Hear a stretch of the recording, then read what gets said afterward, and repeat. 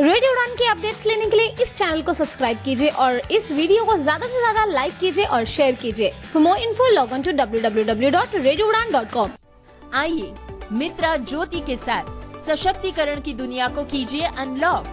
Digital साक्षरता, रोजगार के अवसर और उच्च शिक्षा सहायता जैसी परियोजनाओं के साथ 34 वर्षों के अनुभव का लाभ उठाएं। मधु सिंघल के नेतृत्व में मित्रा ज्योति दृष्टिबाधितों के लिए मार्ग प्रशस्त करती है। डिजिटल साक्षरता, रोजगार और उच्च शिक्षा की परियोजनाओं के साथ जीवन बदल देती है। आपके लिए मित्रा ज्योति खोल सकती है स्वतंत्रता के द्वार। अधिक जानकारी के लिए विजिट करें www.mitrajyoti.org पर या फिर कॉल करें 08022587623 पर। तो आज ही मित्रा ज्योति से जुड़े और अपनी स्वतंत्रता का मार्ग प्रशस्त करें।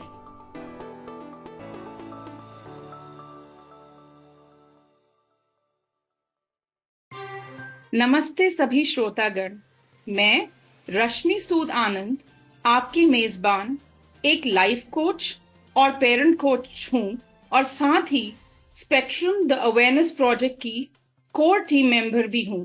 मैं आप सभी का रेडियो उड़ान के मंच पर स्वागत करती हूं। जैसा कि हम सब जानते हैं कि 21 फरवरी को अंतर्राष्ट्रीय मातृभाषा दिवस के रूप में मनाया जाता है। इसी भाव को आगे ले जाते हुए हम रेडियो उड़ान व स्पेक्ट्रम द अवेयरनेस प्रोजेक्ट के साझा प्रयास से समाज में जागरूकता लाने के लिए 18 मातृभाषाओं में एक टॉक श्रृंखला सभी के लिए प्रस्तुत कर रहे हैं, जिससे कि समाज में पर्सन्स विद डिसेबिलिटी और न्यूरोडाइवर्जेंट कंडीशंस के बारे में जागरूकता हो सके। इन श्रृंखलाओं में सभी मातृभाषाएं हैं, जैसे कन्नड़ा, तमिल, तेलुगु, उर्दू, कश्मीरी, मारवाड़ी, सिंधी आदि में संवाद हैं। यह सभी संवाद अभिभावकों, विशेषज्ञों, थेरेपिस्ट, विकलांगता अधिकार कार्यकर्ता आदि के अनुभव का समूह है। हम साझा होकर विभिन्न विषयों पर आप सभी के लिए संवाद लाए हैं, जैसे कि दैनिक जीवन की गतिविधियां, दूसरा ऑगमेंटेटिव और ऑल्टरनेट कम्युनिकेशन, थेरेपीज का बच्चों के या जीवन में महत्व, और एक समूह, समुदाय और समाज के रूप में हम डिसेबिलिटी के प्रति अपने दृष्टिकोण में बदलाव किस प्रकार लाएं। इस मंच पर मैं दानिश जी का स्वागत करती हूं, जो कि हमारे आज के मेहमान हैं। वह रेडियो उड़ान के संचालक व विकलांगता अधिकार कार्यकर्ता हैं। रेडियो उड़ान भारत का पहला इंटरनेट रेडियो स्टेशन है जो कि दृष्टिबाधित व्यक्तियों यानी विजुअली इम्पेयर्ड द्वारा संचालित किया जाता है। आज का संवाद हिंदी भाषा में है, तो हम अपना संवाद दानिश जी से शुरू करते हैं। नमस्ते दानिश जी। नमस्ते रश्मि जी, और आपका बहुत बहुत धन्यवाद इस श्रृंखला को शुरू करने के लिए और मुझे पहला मेहमान इस शो में जोड़ने के लिए आपका बहुत बहुत धन्यवाद। आपका भी बहुत धन्यवाद। दानिश जी, आपका सवाल है, आप अपने बारे में हमें कुछ बताएं। जी, मैं पठानकोट से हूं और मैं रेडियो उड़ान का फाउंडर हूं। 2014 में हमने शुरू किया था। मैं विजुअली इम्पेयर्ड हूं और साथ ही साथ एक गवर्नमेंट डिपार्टमेंट में एज ए सीनियर असिस्टेंट कार्यरत हूं और डिसेबिलिटी सेक्टर का मुझे बहुत पैशन है। 14 साल की उम्र में मैं दृष्टिहीन हुआ था। उसके बाद ये जर्नी शुरू हुई। 4 साल मुझे नहीं पता था कि क्या दृष्टिहीन पढ़ सकते हैं, नहीं पढ़ सकते। तो 18 साल में मुझे पता चला, तो फिर मैं लुधियाना के एक स्पेशल स्कूल में मेरी एडमिशन हुई। तो वहां से मेरी जर्नी शुरू हुई और वहां से ही मुझे एक ऐसा विचार आया कि हमें एक ऐसा माध्यम कोई शुरू करना चाहिए, एक रेडियो स्टेशन हमें शुरू करना चाहिए जिसमें हम सबको एक प्लेटफॉर्म प्रोवाइड कर सके और सब लोगों के साथ इंटरेक्ट कर सके और समाज में अपना योगदान दे सके। धन्यवाद दानिश जी, आपका इस मार्गदर्शन सभी व्यक्तियों के लिए। जैसा कि आप डिसेबिलिटी सेक्टर में काम कर रहे हैं, तो आपके विचार में जो व्यक्ति डिसेबिलिटी से प्रभावित हैं, उनके रोजगार के बारे में कुछ नियम यदि हैं, उससे हमें अवगत कराएं। जी, तो सबसे पहले जब हम ये श्रृंखला शुरू कर रहे हैं, और मैं स्पेक्ट्रम की पूरी टीम को धन्यवाद देता हूँ, क्योंकि क्षेत्रीय भाषाओं में हमारे पास बहुत ही कम कंटेंट है और ये बहुत ही महत्वपूर्ण सीरीज है, एक श्रृंखला है, तो जिसमें हम लोगों को जागरूक कर सकते हैं।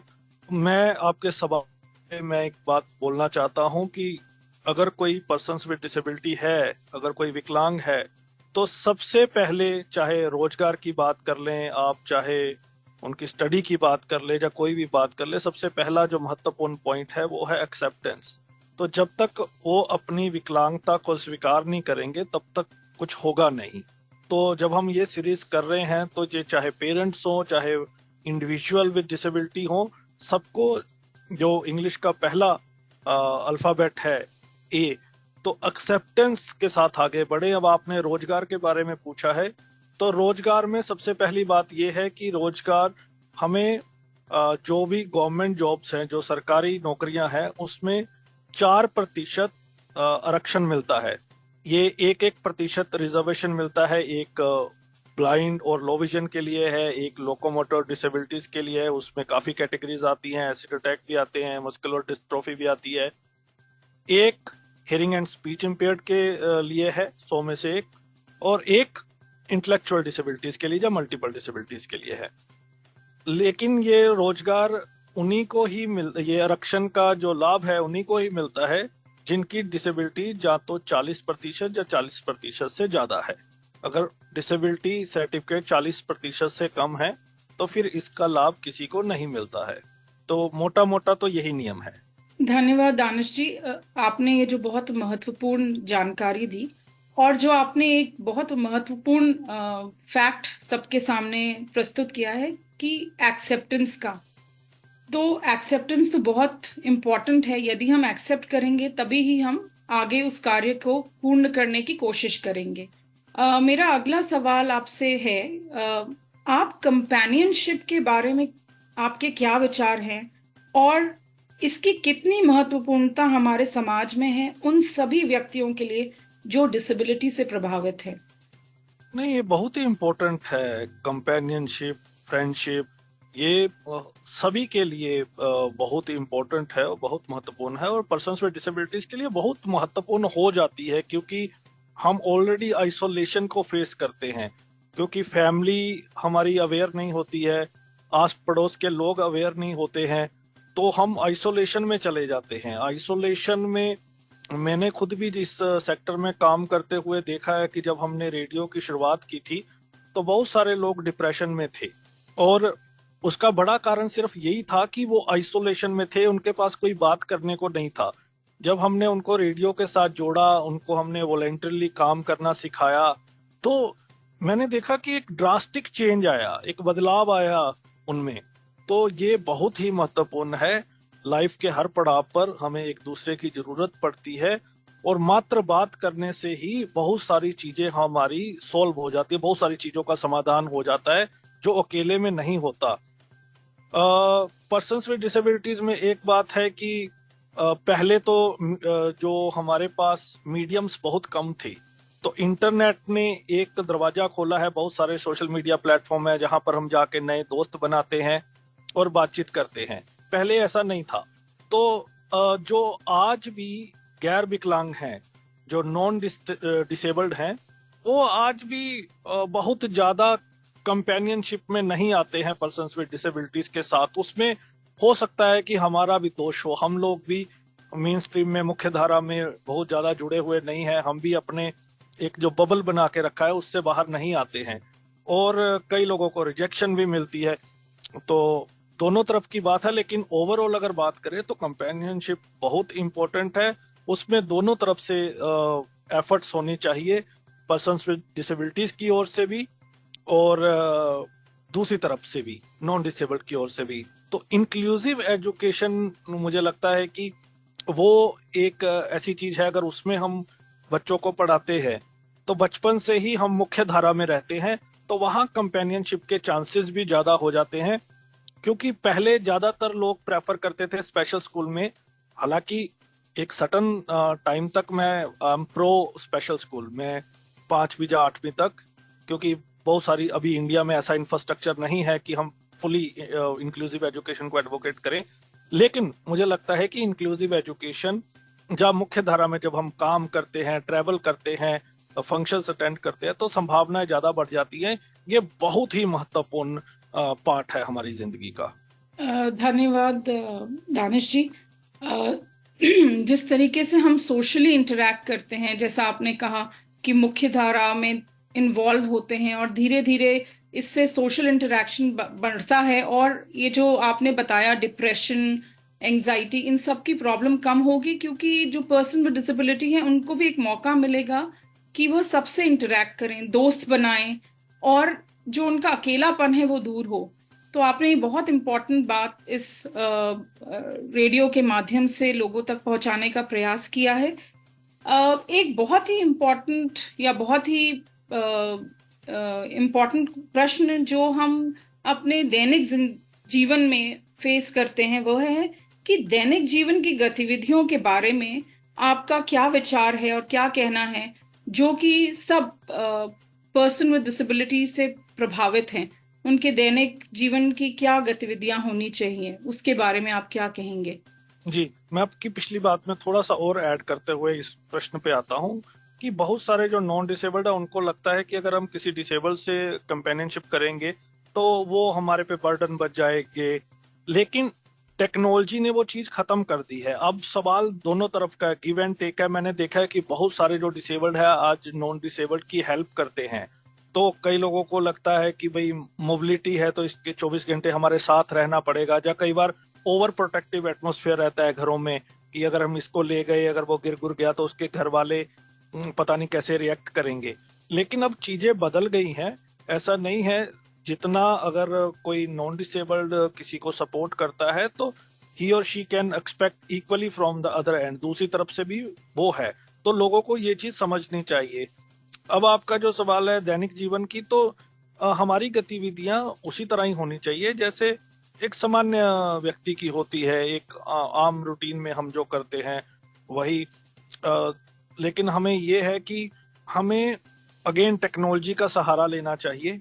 ये पर्सन टू पर्सन डिपेंड करता है कि वो क्या करना चाहता है लाइफ में।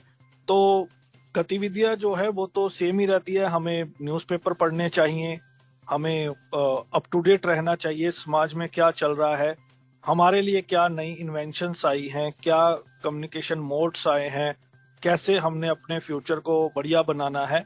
तो दैनिक जीवन में मुझे लगता नहीं है कि कोई अंतर होता है। तो उसी हिसाब से ये बहुत ही निजी सवाल है, और आई थिंक ये सबका अलग अलग है कि कैसे किसने इसको डील करना है। जी, आपने बिल्कुल सही कहा कि हर डिसेबिलिटी के अपने चैलेंजेस, अपने ही कुछ क्राइटेरियाज होंगे जहां उनको अपनी दैनिक जीवन की क्या चैलेंजेस हैं उनको उसी को ओवरकम करने की कोशिश करनी पड़ेगी। तो ऐसे कुछ स्कूल्स या ऐसे कुछ माध्यम है जहां से लोग इस चीज को सीख पाएं। आपके विचार में ऐसा कुछ है तो आप हमारे साथ जरूर हमें अवगत कराएं इससे। बिल्कुल, आजकल देखिए सभी के पास दो ऑप्शंस हैं। एक इंक्लूसिव एजुकेशन का जो ऑप्शन ओपन है, और स्पेशल स्कूल्स का ऑप्शन ओपन है, साथ ही साथ होम एजुकेशन का ऑप्शन भी हमारे पास है। तो करना यही है सभी को कि आपको एफर्ट्स मारने हैं। अपने एरिया में गूगल कीजिए, उसमें देखिए कि कौन सा स्कूल आपके आसपास है। कोई ना कोई आपको एनजीओ जरूर मिलेगी। अगर आप नहीं है तो हर डिस्ट्रिक्ट में एक डीएसएसओ ऑफिस होता है, डिस्ट्रिक्ट सोशल सिक्योरिटी ऑफिसर, तो जो सोशल वेलफेयर बोर्ड से रिलेटेड होता है। तो आप वहां पे जाके जानकारी ले सकते हैं कि हमारी ये समस्या है, हमें किसके साथ टच में आना चाहिए। तो आपको एफर्ट्स तो करने ही चाहिए। आपका अगर बच्चे में या किसी में भी कोई माइनर डिसेबिलिटी है या सीवियर डिसेबिलिटी है, तो आजकल बहुत सारी चीजें हैं जिससे हम उन चीजों को ओवरकम कर सकते हैं। तो आप एफर्ट्स कीजिए, ढूंढना शुरू कीजिए। अगर आप ढूंढेंगे, कहते हैं ना ढूंढने से तो भगवान भी मिल जाता है, आजकल तो इतनी अपॉर्चुनिटी है, कुछ ना कुछ आपको जरूर मिलेगा। तो एक बार अगर आप किसी से टच में आ जाते हैं, तो किसी एनजीओ के भी आ जाते हैं, तो आगे से आगे नेटवर्क बनता जाता है, वो कोई ना कुछ आपको जरूर गाइड करेंगे। तो आप सिर्फ मात्र गूगल सर्च कीजिए या यूट्यूब पे देखिए, आपको आपके आस पड़ोस में बहुत सारी चीजें मिल जाएंगी। बहुत बहुत धन्यवाद दानिश जी, आपने जो अभी हमें बताया उसमें ये बिल्कुल बहुत साफ तरीके से उजागर होता है कि एक समूह, समुदाय और एवं समाज तीनों अगर मिल के काम करें, एक भाईचारे के साथ और तीनों साथ जुड़ के काम करें, तो हम अपने दृष्टिकोण और अपने सोच में बहुत बदलाव ला सकते हैं। और अपने समाज में ये जो हमने 3 बहुत मेन इम्पोर्टेंट पॉइंट्स कवर करे हैं कि कंपेनियनशिप, एजुकेशन और अपने रोज की जिंदगी को हैंडल करने के, तो हम इसमें बहुत बहुत बदलाव ला सकते हैं। तो समाज को उजागर होना और समाज का साथ देना बहुत जरूरी है। आपका और रेडियो उड़ान का मैं रश्मि स्पेक्ट्रम ऑटिज्म की टीम की तरफ से बहुत बहुत धन्यवाद देती हूँ आपके समय हमें देने का और इस कार्यक्रम में आने का। थैंक यू सो मच, आपका बहुत बहुत धन्यवाद Danish ji. Thank you so much. और जाते जाते मैं यही कहूंगा, जो आपका सवाल था दैनिक गतिविधियों को लेके, तो मैं सबसे ये कहूंगा, खुश रहो और don't be ashamed of your disability. अपनी डिसेबिलिटी को लेके कभी भी अशेम्ड फील ना करें, जहां मौका मिलता है पार्टिसिपेट करें, क्योंकि हर डिसेबल्ड मतलब हर डिसेबल्ड अपनी कम्युनिटी का ब्रांड एम्बेसडर है। हर किसी को अपने स्तर पर लोगों को जागरूक करना है, तभी समाज में बदलाव आएगा। एक ऑर्गेनाइजेशन या एक व्यक्ति या कुछ व्यक्तियों का समूह कुछ नहीं कर सकता जब तक हर डिसेबल्ड जागरूक नहीं होगा और अपने आसपास के लोगों को जागरूक नहीं करेगा। खुश रहें, हर जगह पार्टिसिपेट करें, बिल्कुल भी डिसेबिलिटी का don't be ashamed of it. अगर कोई आपके ऊपर जोक क्रैक करता है तो इक्वली पार्टिसिपेट, कोई इशू नहीं है। अगर हम भी लोगों पे जोक क्रैक करते हैं, अगर हमारे पे जोक आ रहे हैं तो उसको हैप्पीली एक्सेप्ट करें, be a part of main stream. तो यही मैं कहना चाहूंगा। बाकी thank you so much once again spectrum autism team का मुझे मौका देने के लिए, एंड हम तो हमेशा आपके साथ हैं। Thank you so much. बहुत बहुत धन्यवाद। तो साझा समाज एक जागरूक समाज, यही संदेश हम सब आपके लिए लेके आए हैं। बहुत धन्यवाद।